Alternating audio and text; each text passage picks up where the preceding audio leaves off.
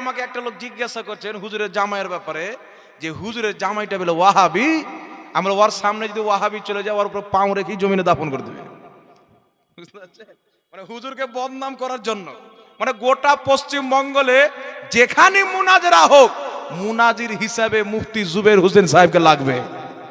মালদা জেলায় হোক, দিনাজপুর জেলায় হোক, কলকাতায় হোক, হাওড়াতে হোক, হুগলিতে হোক, যেখানে মুনাজেরা হবে, এটা মুর্শিদাবাদের ভাগ্য যে এখানকার লাল মুফতি জুবের সাহেবকে লাগবে। সুবহানাল্লাহ বলেন। আর আজ পর্যন্ত যেখানে মুনাজারায় গিয়েছেন, আলহামদুলিল্লাহ আমরা চোখে দেখেছি কোন মুনাজারাতে হেরে আসেনি। সুবহানাল্লাহ হবে না? কোন মুনাজারাতে হেরে আসেনি।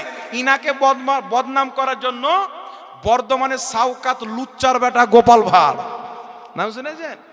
খাঁটি লুচ্চার বাপ। এ গাধার বেটা নোংরা আবর্জনা কোথায় থেকে চলে এসছে ক্যাচড়া নিয়ে মায়ের পেট থেকে।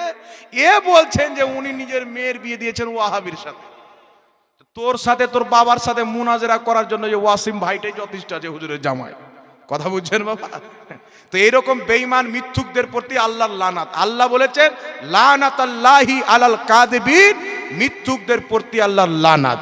আল্লাহ হিফাজত করুক সকলে, বলুন আল্লাহুম্মা আমিন।